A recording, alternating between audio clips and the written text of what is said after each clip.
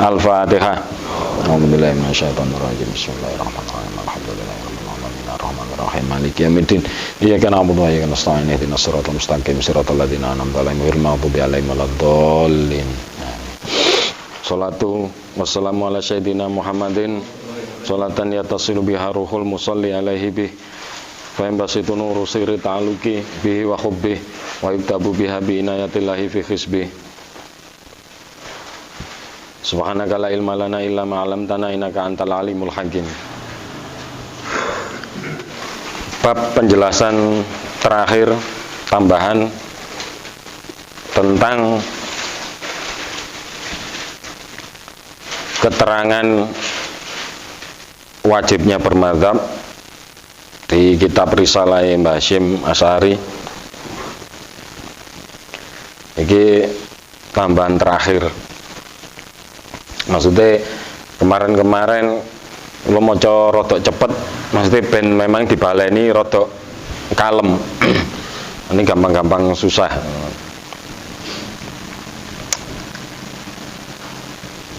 Mbah Hasyim dawuh, yajibu inda jumhuril ulama, wajib kanggonipun jumhur ulama muhaqqiqin ala kulli man laisa lahu ahliyatul ijtihad mutlak.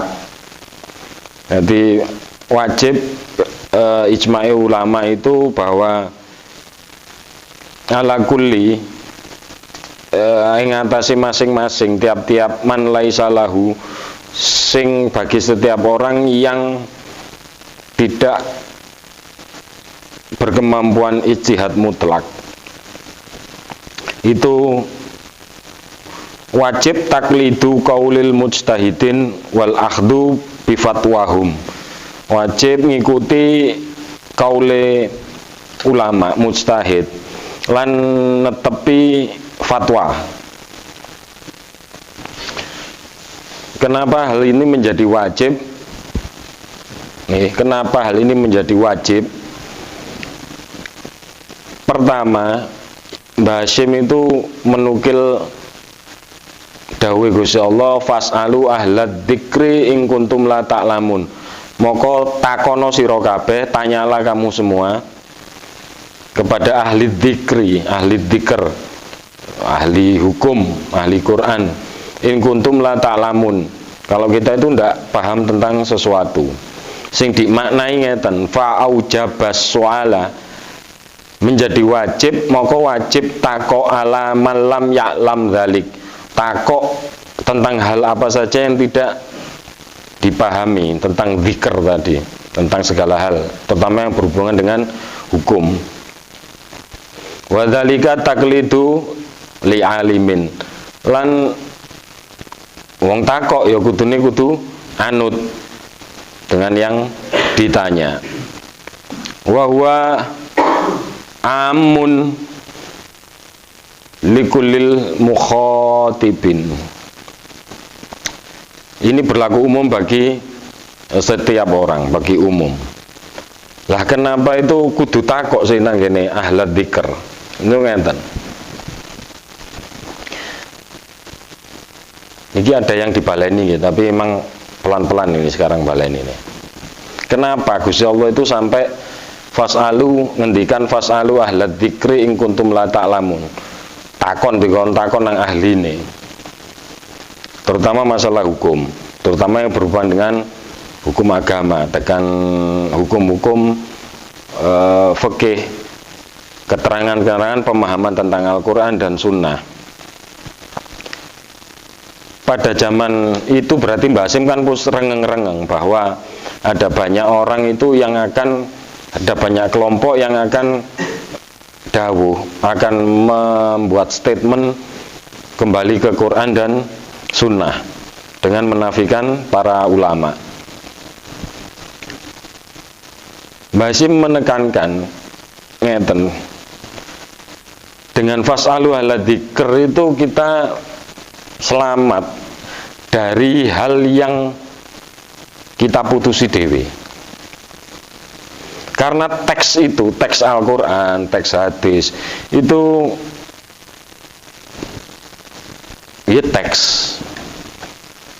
Yang dibilang teks itu saged multitafsir. Dan yang bisa menafsiri itu mau tidak mau cuma memang ulama yang sanadnya sampai Kanjeng Nabi. Teks itu bisa dibilang liar. Teks itu teks liar. Satu contohnya dan faktulu al musyrikina haitsu wajadtumuhum. Perangono atau sing ekstrim patenono wong musyrik di manapun kowe ketemu mereka. Akhirnya liar dipahami tanpa ulama, maka muncul ekstremis. Muncul ekstremis, muncul teroris. Keras, ono musyrik dianggap nyembah tauhid, sikap. Coba nek melo ulama deh, keterangane di kitab tafsir Jalalain, berarti Imam Masyuti, terus Mbah Nawawi Al-Bantani. Niku sederhana menerangkannya. Sing dijeno musyrik yang harus diperangi itu mukharribin, wong sing merangi awake dhewe. Perang. Atau aina kifina kosotan, atau yang wis perjanjian damai terus melanggar. Nah berarti kan nggak setiap orang musyrik itu wajib kita perangi, gitu. Lek kemusyrikan wajib kita perangi kemusyrikan. Mana yang berbeda berarti kan memerangi kata benda, kemusyrikan sampai memerangi orang musyrik kan berbeda. Nah banyak hal dalam Quran itu nggih sebleger ngoten. Nek gak dipahami melalui ulama, kan ngeri. Contoh malih ngeten. Misalnya ono hadis. Wailun nang neraka wel lil aqabi minan nar. Jadi nang neraka wel iku tumit yang tidak sempurna terkena air wudu. Lek dipahami tekstual, wis tumit tok. Berarti wajah masuk gak sempurna gebyar gak apa-apa, tangan ya gak apa-apa. Padahal kan gak ngonten. Nah niku dalam ulumul Quran itu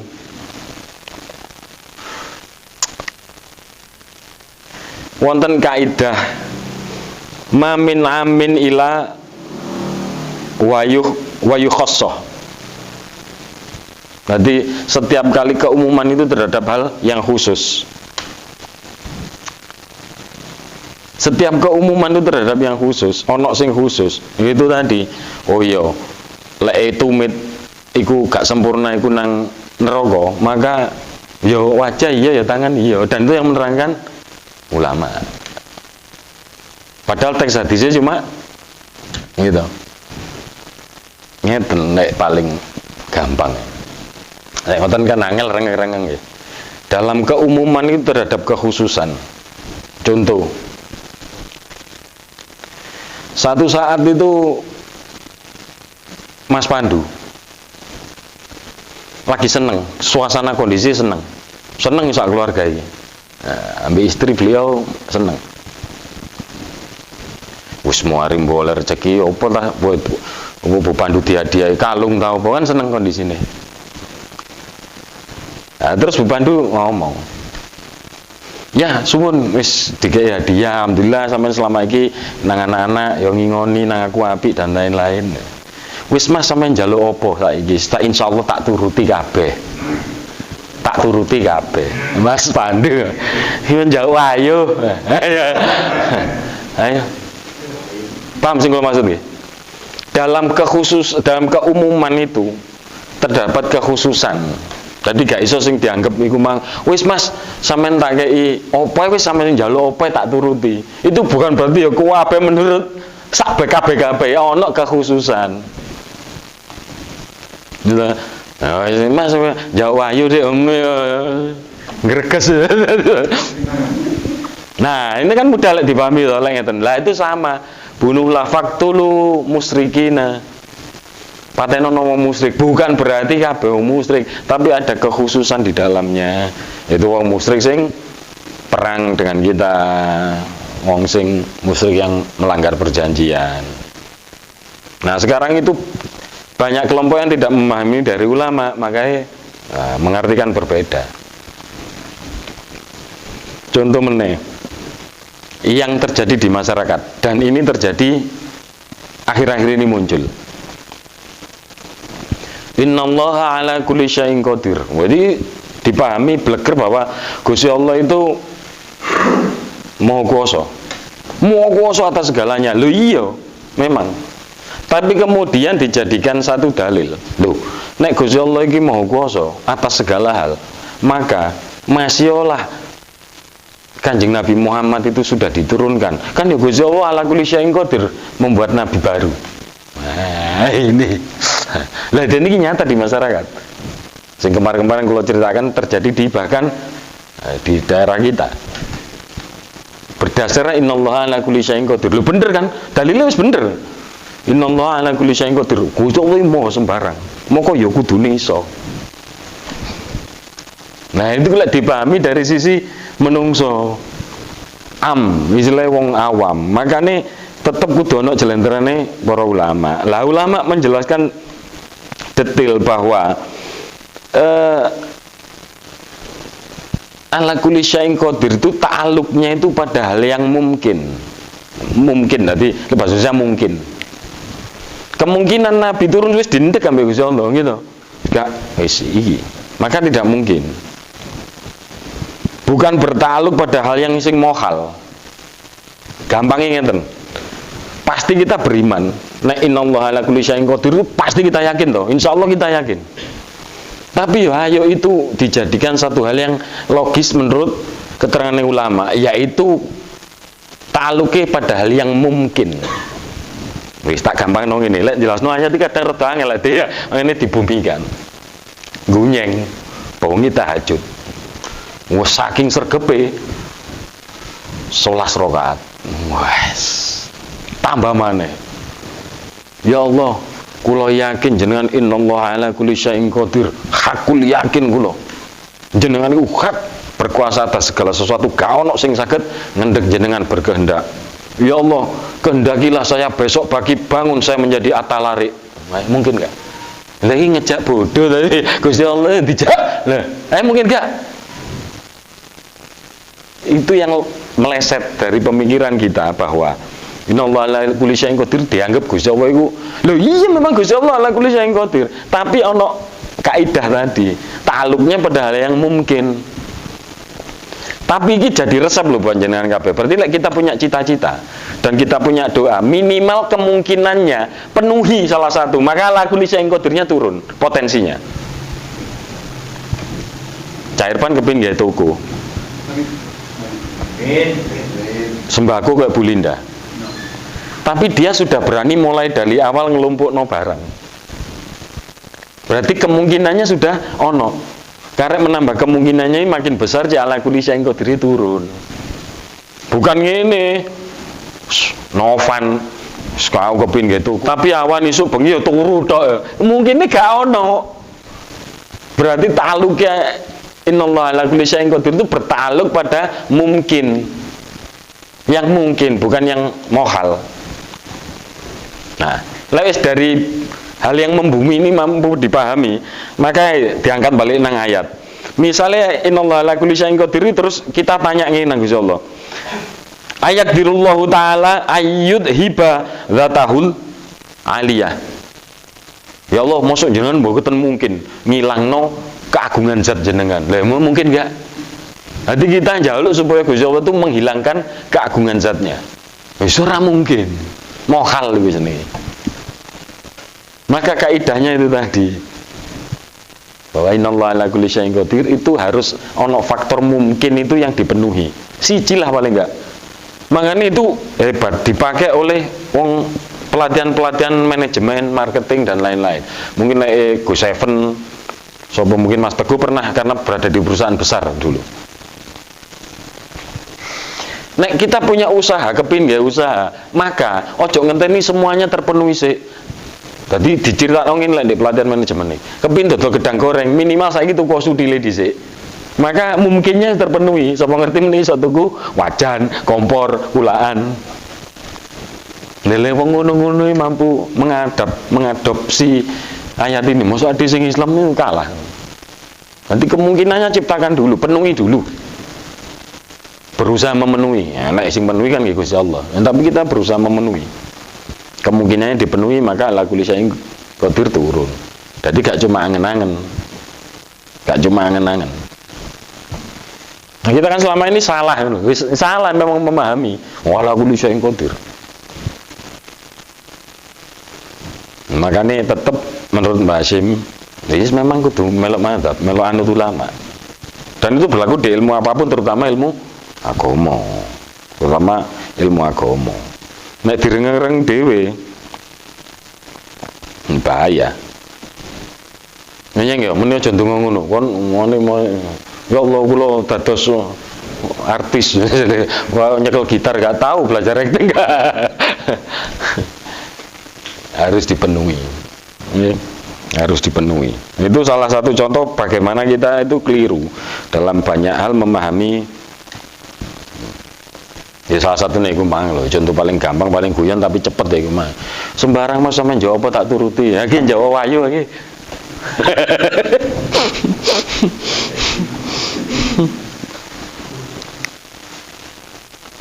Nah, diceritakan tentang merigi bahwa mulai zaman sahabat itu wis ngoten.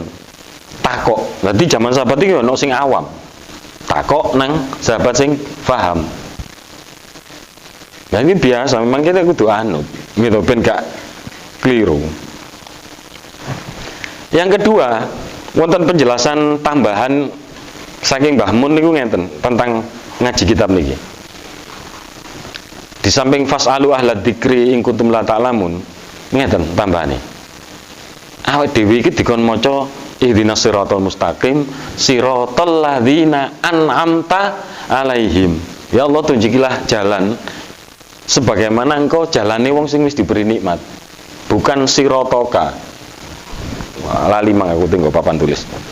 Lek sirotoka kan ngeten sakjane kan logikanya kudu sirotoka. Ya Allah paringi kula petunjuk jalan ingkang lurus, jalane jenengan. Ya kan jalane Gusti Allah. Tapi gak di situ siratal ladzina an'amta alaihim, dalan sing wis diwenehno bareng wong sing jangan paringi nikmat. Maknane kita mampu ta niru Gusti Allah. Wong Gusti Allah laisa kamisli. Tata cara wis gak usah tata cara mangan ya apa Gusti Allah tidak mboten dahar gitu. Sing mangan niku Kanjeng Nabi, para ulama, tata cara makan yang benar menurut Islam ya apa sih? Nah, itu yang dicontoh. Padahal hanya perkara makan. Apa meneh lek perkara peribadatan. Mosok Gusti Allah salat. Lah misalipun salat ya apa ditiru zatnya. Makanya dikon niru ulama. Dikon niru ulama, cik mboten bleset. Didhawuhi ngenten kali Mbah Hashim.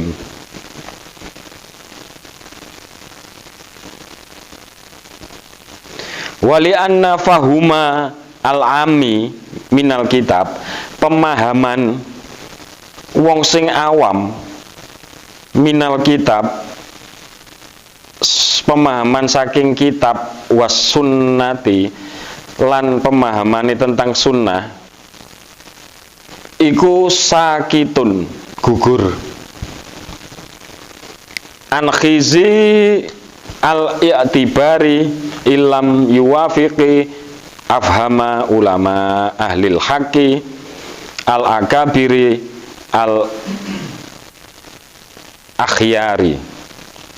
Dadi pemahamane awake dhewe sing awami tentang Quran lan tentang sunnah iku batal, ndak bisa dipakai nek gak nyocoki lam yuwafiqi afhamal ulama, sing gak nyocoki dengan pemahaman ulama iku pasti batal.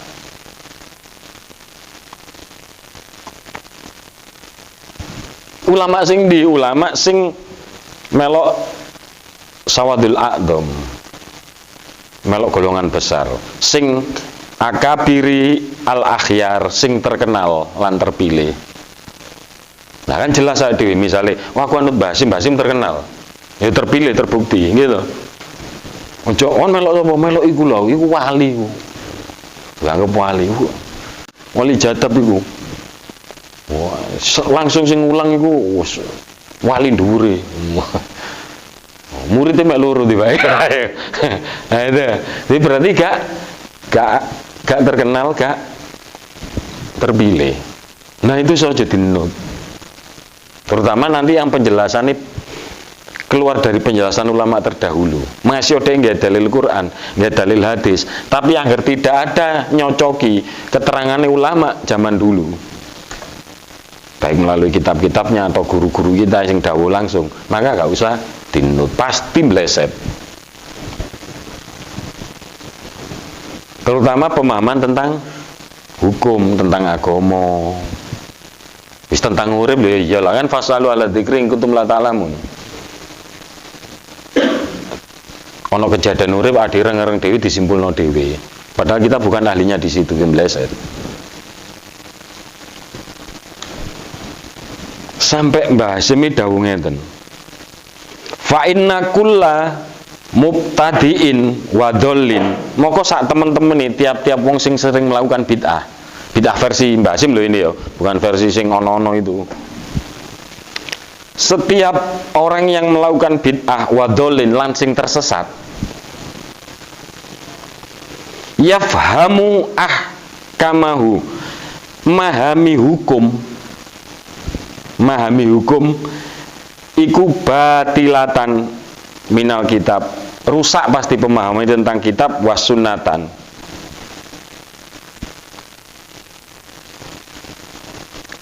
Wal halu lan hale annahu la yughni minal haqqi syai'a.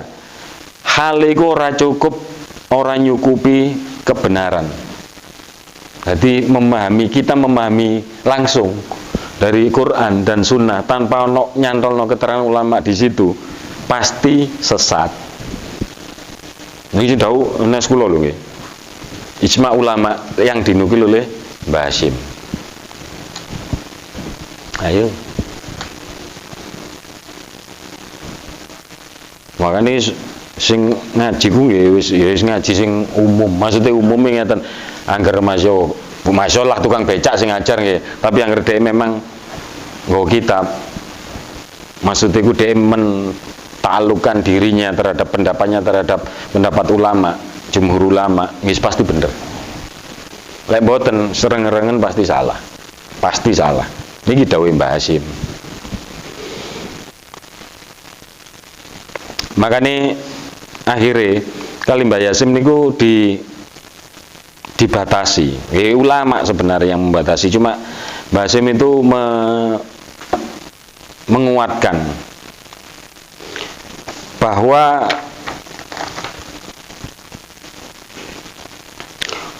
tiang sing wal amil ladzi lam yakun lahu, para awam sing alladzi sing dene lam yakun ora ana lahu maring wong awam iku mang nadrun wastidlalun,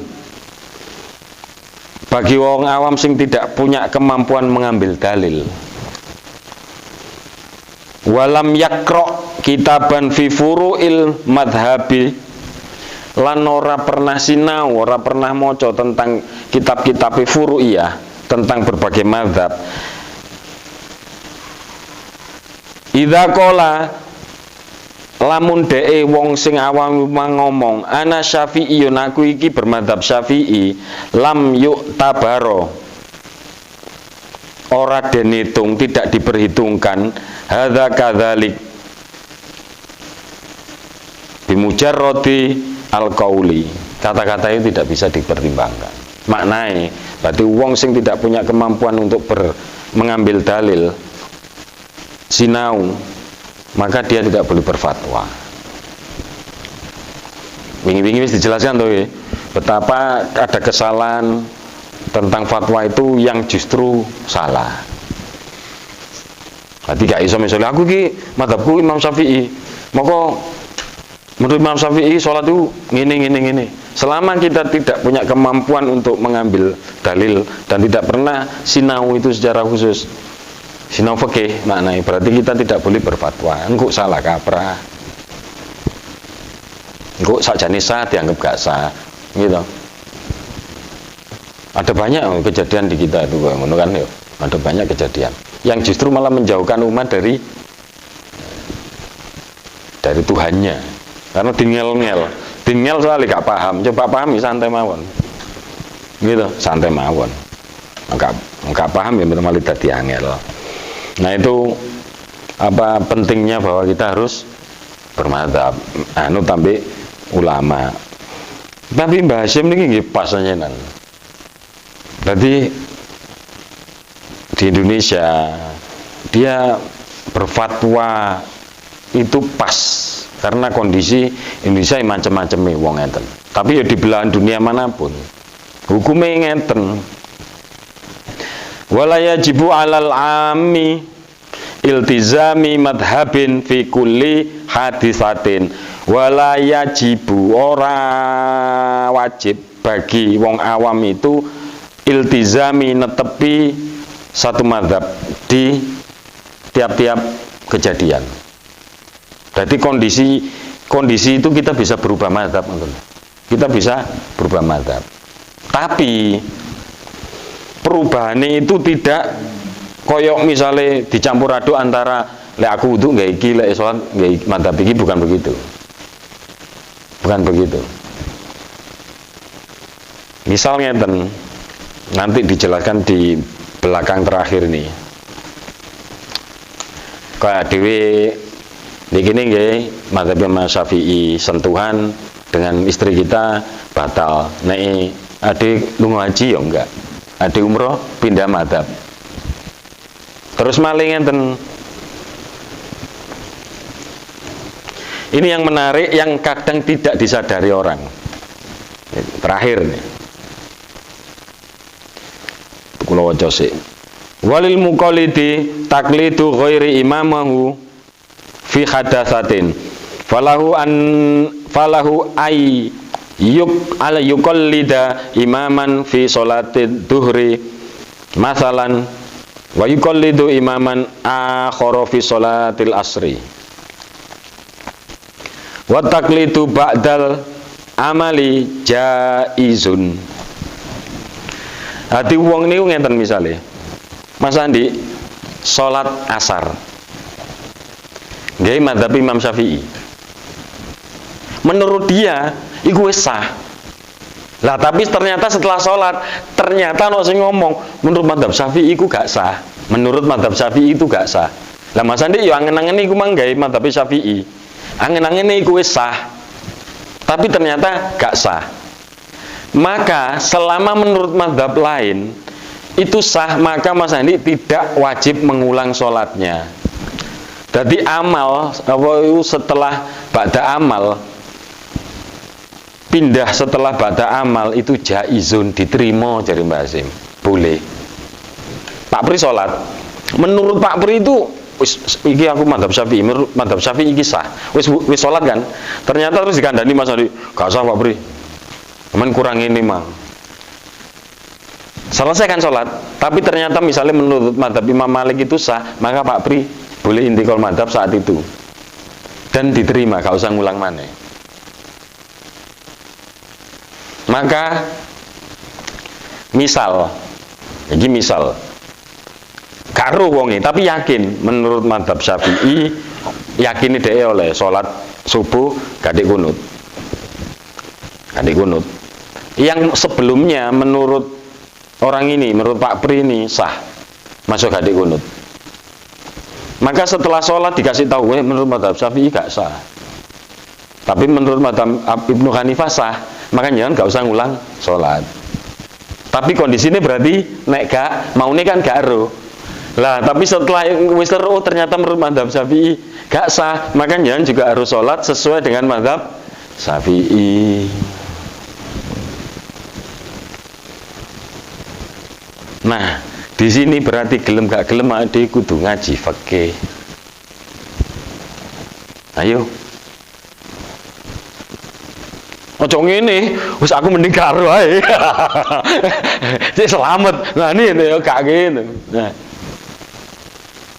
Ya kan pernah kita bahas sebelumnya sederhana. Nek wudu Syafi'i itu berarti niat dan gerakan itu dudu bareng.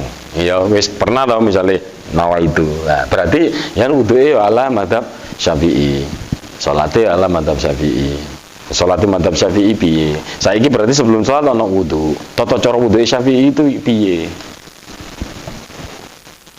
Dan itu menjadi tidak sah lek kita itu talfik. Talfik itu campur aduk. Pak Pur nggak wudu'e Imam Syafi'i, tapi kate sholat kok nggak Maliki itu gak oleh. Karena dalam wudu tau wis masalah. Lek wudu Imam Syafi'i dia cuma biroksi, sedikit dari kepala diusap set, sah. Tapi menurut Imam Malik itu wudu semua. Maka berarti lek Pak Pur nggawe wudu'e Imam Syafi'i kan sah menurut Imam Syafi'i, tapi menurut Imam Malik gak sah, gak apa-apa iki pisan. Tapi kemudian lek salate menurut Imam Malik lagi masalah. Wong wuduhe gak diakoni Imam Malik kok salate melok Imam Malik. Berarti menurut Imam Malik wuduhe gak sah, maka salatnya gak sah. Dan itu talfik dicampur aduk. Nah itu gak oleh. Wudu melok Imam Syafi'i, salate melok sapa, gak boleh. Jadi lek kita itu disiplin ya disiplin menurut madzhab Imam Syafi'i ya madzhab Syafi'i, mulai wudu, salat dan sebaliknya lek kita Imam Malik ya Maliki ya. Nah, di sini pentingnya belajar fikih madzhab. Ya nek kate belajar anu Om, kula pin Malikiyah mawon ya ayo gak apa-apa. Privat tapi nang omah. Maksud itu saya kula gelem ngajari fikih Maliki. Tapi sing Syafi'i ya Syafi'i. Soalnya menurut Mbah Hasyim 4 madzhab itu anut salah satu kuduan. Berarti Mbah Hasyim mengikuti membenarkan 4 madzhab ini. Tapi Mbah Hasyim mengikuti Imam Syafi'i. Gitu. Nah, dhewe yang balik malih kan tadi. Bahwa karena dhewe awam wong sing sekelas Imam Al-Bukhari, gitu, sing sekelas Imam Al-Ghazali, sing sekelas dengan Syekh Abdul Qadir Al-Jilani, mereka bermadzhab. Syekh Abdul Qadir Jilani Hambaliyah, Imam Bukhari Syafi'iyah, Imam Asyadili Malikiyah, Imam Al-Ghazali Syafi'iyah. Lah wong sing alim kaya ngoten melok madzhab anut ulama sebelumnya. Oh sehebat apa kita terus kate ngarang-ngarang dhewe. Gak apa-apa ngarang dhewe tapi judule nang Kemenkumham. Pak saya mau buat aliran kepercayaan baru. Ya kaya sing iku percaya Gusti Allah tapi nabine Ibrahim. Iku kan gawe kepercayaan baru aja melok Islam.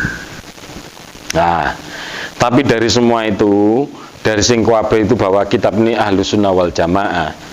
Maksudnya itu kita anut ulama, anut para sahabat sampai Kanjeng Nabi itu dino Ahlus Sunnah wal Jamaah. Tapi lepas dari itu semua kita ya wis pokoknya paham lah. Gak usah ngoyo-ngoyo dhewe iku kita Ahlus Sunnah wal Jamaah gak usah. Karena Kanjeng Nabi di akhirnya itu dawuh, inna hadzadina matinun. Agama iki wis sempurna. Fa'auhilu birifqi. Moko kawalan dengan tenangai, dengan santai, dengan lembut. Ya kan gak usah ngoyo-ngoyo gitu. Wis babas sing gak setuju mbak dhewe. Jadi gak apa-apa tenang. Wong buktine agama ditinggal Kanjeng Nabi nggih baik-baik saja, ditinggal sahabat nggih baik-baik saja. Gitu. Cuma wajib dhewe mengikuti petunjuke ulama sing ade sinaoni melalui berbagai macam kitab sing di Indonesia ini. Misalnya kita itu wong NU, madzhab Syafi'iyah, ya melok dengan yang ditunjukkan oleh Mbah Hasyim. Jangan sampai dhewe ngaku NU tapi ya melanggar kaidah yang ditentukan oleh Mbah Hasyim dhewe kan lucu gitu. Lucu. Nanti Mbah Hasyim sudah menerangkan sedemikian banyak faedahnya untuk bermadzhab, kenapa kudu bermadzhab, kenapa lek nggak kesimpulan dhewe iku pasti sesat. Ini pasti sesat. Ya buktinya ono teroris gitu. Ternyata mereka harus mengambil dari Quran dan hadis. Ayo kembali ke Quran dan hadis. Kapan ade ninggal ya. Terus ade mulai cilik ya sadat wis ngaji nah langgar-langgar. Mas Teguh mulai mualaf asyhadu alla ilaha illallah ya wis percaya Quran. Emang tekan ndi jenengan? Kok kudu kembali ke Quran? Ayo. Oh, kita wis biyen lahir wis percaya paling enggak iman. Ada lah paham enggak paham tapi kan iman terhadap Al-Qur'an, terhadap As-Sunnah. Kok disuruh kembali? Wong balik iku mbapur minggat dikon mulai lah. Dia gak tau minggat lah dia nakal dan lain-lain iku bukan berarti dia gak percaya gitu. Lah dia ndablek iku bukan berarti gak percaya Quran, percaya. Cuma dia kalah mbek setan ngono lho gitu. Bukan lho iya ta. Kembali enak kembali dhewe lah aku gak tau ninggal. Lah cak Pokemon tahu ninggal. Wah gak percaya kan gak. Wong kok sak karepe dhewe. Kembali dhewe gak tahu. Ya. Sonten mawon ini terakhir bab tentang memahami pentingnya bermadzhab. Nanti di besok-besok pertemuan nggih wonten penjelasan tentang tahlil, penjelasan tentang mayit iku iso krungu. Lah sing kan ulama, dadi kan gak diarani ilmu sesat lho nggih. Ojo, waduh ziarah kubur dan itu musyrik bid'ah. Padahal keterangan Mbah Hasyim sing melalui para ulama terus sampai Kanjeng Nabi itu jelas dawuh mayit iku urip dalam tanda kutip, ya krungu, ya iso ngrasakno, ya iso sedih, ya iso. Betapa hebatnya ulama kita dulu. Jadi lek perdebatan itu nggawe pikiran, bukan kayak ontot-ontotan kayak zaman saiki. Mbah Hasyim menerangkan tentang bahwa mayat itu mendengar, mayat itu hidup, roh itu hidup, wong dikubur iku urip. Justru dia mengambil pendapat dari orang yang justru digetebeng seakan-akan itu membid'ahkan. Tadi misalnya ngeten. Ibnu Taimiyah itu terkenal membid'ahkan ziarah kubur. Terkenal memusyrikan ziarah kubur. Tapi justru Mbah Hasyim mengangkat kitabnya Ibnu Taimiyah dan muridnya Ibnu Qayyim Al-Jauzi. Itu di kitabnya itu jelas diterangkan bahwa mereka tidak membid'ahkan. Mau iku tabayun gitu. Jenenge tabayun. Saken lho Ibnu Taimiyah iki kan. Dadi fitnah, dipek Wahabi saiki. Wah dadi kita sing gak ngerti. Wah ya Ibnu Taimiyah iku ulama gendeng dan lain-lain. Padahal Ibnu Taimiyah di dalam kitabnya itu mensahkan ziarah kubur. Ibnu Qayyim Al-Jauzi itu duwe kitab jenenge Ar-Ruh, itu membahas tentang ruh. Ya apa carane lek ziarah kubur dina apa sing apik. Misalnya di situ dikatakan bahwa dino Kemis sampai Sabtu para esuk, artinya Jumat jam 12 bengi sebelum Sabtu matahari terbit. Iku api-api dino, meskipun hari yang lain juga api.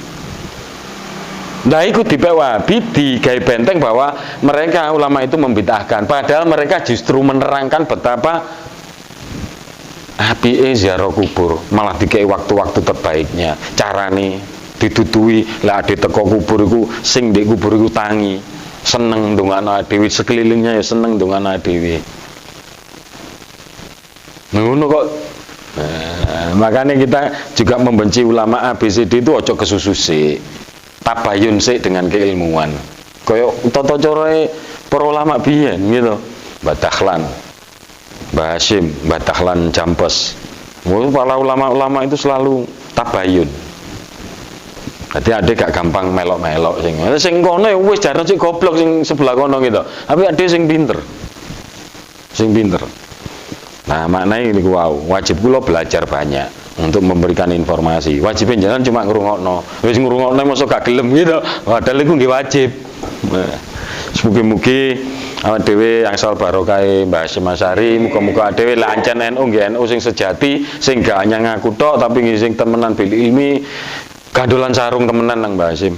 Nggih, muga-muga sampai sak teruse ade melok ulama-ulama niku sampai terus sampai ade nggih oleh berkah Kanjeng Nabi lan disyafaati. Al-Fatihah. Alhamdulillah minasyaitonir rajim. Bismillahirrahmanirrahim. Alhamdulillahirabbil alamin. Maliki yaumiddin. Iyyaka na'budu wa iyyaka nasta'in. Ihdinas siratal mustaqim. Siratal ladzina an'amta 'alaihim ghairil maghdubi 'alaihim waladdallin.